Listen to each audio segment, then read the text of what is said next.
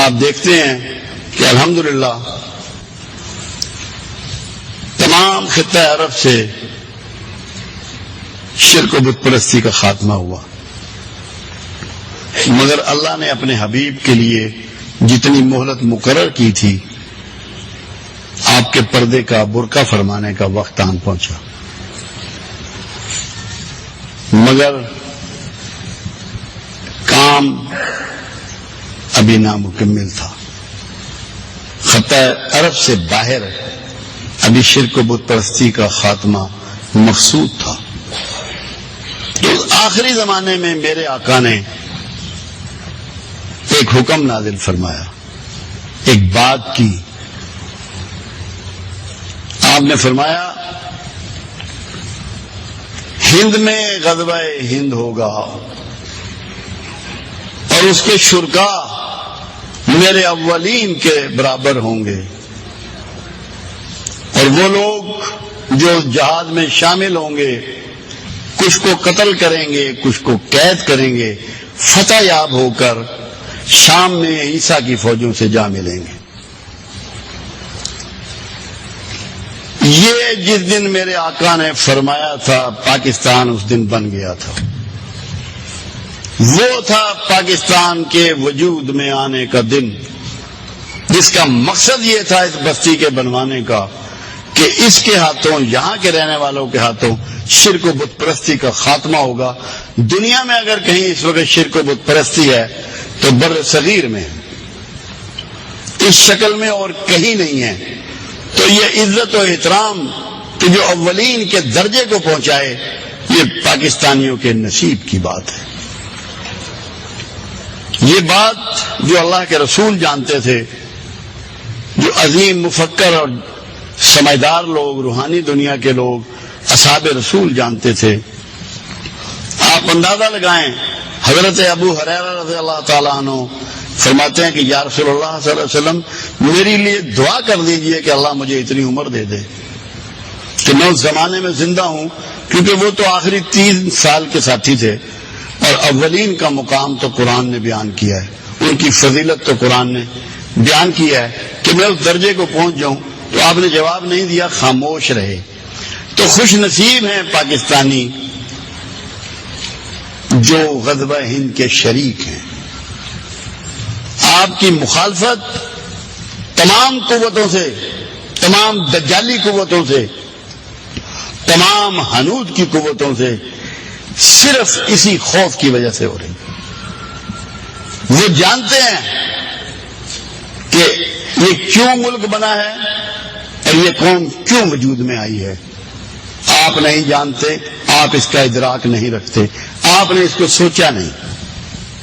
اب سے ٹھیک 8 سال پہلے فوج کا ایک ادارہ ہے، اس وقت اس کو NDC کہتے تھے، اب NDU کہتے ہیں، نیشنل ڈیفنس یونیورسٹی۔ وہاں پہ کلوزنگ سیشن پہ جب ان کے وار کورس وغیرہ دوسرے معاملات ختم ہوتے ہیں، ہمارے جیلمی کے رہنے والے تھے راجہ طارق جو نیول چیف تھے اس وقت، ان کا کلوزنگ سیشن پہ ایڈریس تھا۔ انہوں نے اپنے ایڈریس میں یہ کہا کہ میری سمجھ میں ایک بات نہیں آ رہی کہ اہل مغرب جو ہمارے لیے اپنی اسٹریٹجی بنا رہے ہیں، وہ اس میں اس خطے میں بہت بڑا اسلامی انقلاب دیکھ رہے ہیں، اور میں جو لوگوں کو دیکھتا ہوں، روز ملتا ہوں، آتا جاتا ہوں، رویے دیکھ رہا ہوں، مجھے کوئی اسلام کی بات ہی نظر نہیں آ رہی۔ لوگوں میں بگاڑ پہلے سے بڑھ گیا ہے، بے دینی بڑھ گئی ہے، خرابی بڑھ گئی ہے۔ وہ کہنے کہ مجھے یہ بتاؤ کہ وہ کیسے دیکھ رہے ہیں اور ہمیں نظر نہیں آ رہا۔ ان کے ہاں ماہر نفسیات بیٹھے ہیں، ہسٹورین بیٹھے ہیں، آپ کے ایٹیٹیوڈ کو چیک کرنے والے بیٹھے ہیں۔ وہ آپ سے زیادہ گہرائی اور گہرائی میں اس بات کو جانتے ہیں کہ کسی وقت بھی آپ کا ایٹیٹیوڈ کیا ہو جائے گا کوئی پریڈکٹ نہیں کر سکتا۔ صرف یہ ادراک آپ کو مل جائے۔ اب دیکھیں غزوے کا لفظ استعمال ہوا ہے، یہاں بہت پڑھے لکھے لوگ بیٹھے ہیں، غزوے کا تو مطلب ہوتا ہے کہ رسول اللہ صلی اللہ علیہ وسلم کا کسی جنگ میں شامل ہونا، وہ بڑی لڑائی ہو یا چھوٹی لڑائی ہو۔ رسول اللہ صلی اللہ علیہ وسلم تو فزیکلی اس جنگ میں نہیں آئیں گے۔ غزوہ کیوں کہا گیا اس کو؟ اس لیے کہ مشن رسول ہی کا ہے، رسول کے مشن کو آپ نے لے کے آگے چڑھنا ہے، اور یہ اعزاز پاکستانیوں کو اللہ نے دیا ہے۔ اسی دن کے لیے پاکستان بنایا گیا کہ انہوں نے غزوہ ہند لڑنا ہے، غزوہ ہند کی تیاری کرنی ہے۔ ہوا یہ ہماری بدقسمتی کہ ایک تو ہمیں یہ علم دیا ہی نہیں گیا، ہماری بہت بڑی تعداد کو یہ معلوم ہی نہیں کہ غزوہ ہند کیا چیز ہے، کب آئے گا، کیسے ہوگا۔ سب کو آسائش دنیا کے پیچھے لگا دیا گیا ہے۔ وہ تھوڑا سا سامان ہوتا ہے، تھوڑا سا مکان ہوتا ہے، آسائش چھوٹی چھوٹی چیزیں، ان کے پیچھے لگا کے انہیں ہمارا گول بنا دیا گیا، اور وہ بڑا گول جس سے ہم اللہ کے رسول کے اولین کے درجے کو پہنچ جائیں، وہ ہم سے چھین لیا گیا۔ تو وجود پاکستان کی سب سے بڑی بنیاد غزوہ ہند ہے، جس کے لیے آپ کو تیاری کرنی ہے۔ اب اس کو آپ ہمیں کیسے کنفرمیشن اس کی ہوتی ہے؟ 442 سال پہلے راول پنڈی میں مدفون عبد الطیف شاہ اس بڑی امام، ان کے ملفوظات قدرت اللہ شہاب مرحوم کو ہالینڈ کی، جب وہ ہالینڈ میں سفیر تھے تو وہاں سے ان کو وہ ہاتھ لگے، جس میں واضح طور پر تحریر ہے کہ میری قبر کے گردا گرد ایک شہر تعمیر ہوگا جس کا نام اسلام پر رکھا جائے گا، اور جو اسلام کی نشأت ثانیہ کا مرکز ہوگا۔ وہ ملفوظات قدرت اللہ شہاب وہاں سے لے آئے، پاکستان میں اب میسر ہیں۔ اب آپ دیکھیں ان کی ایک بات کا ایک حصہ پورا ہو گیا کہ ان کی قبر کے گردا گرد شہر تعمیر ہوا، کراچی سے دارالخلافہ اسلام آباد پہنچا، اور اس کا نام بھی اسلام پہ رکھا گیا۔ تو پاکستان تو 442 سال پہلے بن گیا تھا، اور مشن بھی بتا دیا گیا کہ نشاط ثانیہ کا مرکز ہوگا۔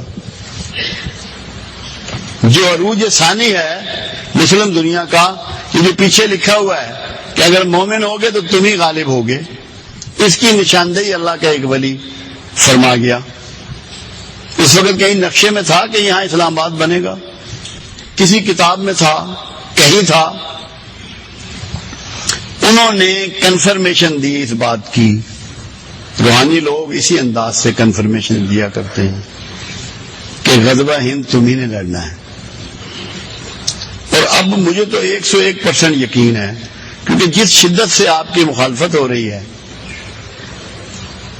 اور آپ کو فرعون کو تباہ کرنے والا بچہ سمجھ لیا گیا ہے، وہ اس بات کی غماز ہے کہ وہ یہ سب جانتے ہیں کہ یہ کرنیں یہیں سے پھوٹیں گی، اور آپ اسے اللہ کے رسول صلی اللہ علیہ وسلم کا وہ مشن جو آپ کے مہلت ختم ہو جانے پر ادھورا رہ گیا تھا، وہ آپ نے اس کی تکمیل کرنی ہے۔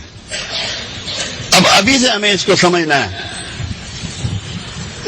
جو پاکستان کی ترقی میں، فلاح میں، مضبوطی میں کردار ادا کر رہا ہے، وہ غزوہ ہند کا شرکا میں سے ہے، ان کے اندر شامل ہے۔ اور جو پاکستان کو کسی طریق پر بھی نقصان پہنچا رہا ہے، آپ یقین کر لیں کہ وہ ان باغیوں میں سے ہیں جو غزوہ ہند کے مخالف ہیں۔ حالات کچھ بھی ہوں، کتنے برے ہوں، حکمران کچھ بھی ہوں، آپ کو پاکستان کی مخالفت نہیں کرنی، قربانی دینی ہے، سیکریفائز کرنا ہے، صبر کرنا ہے، برداشت کرنا ہے۔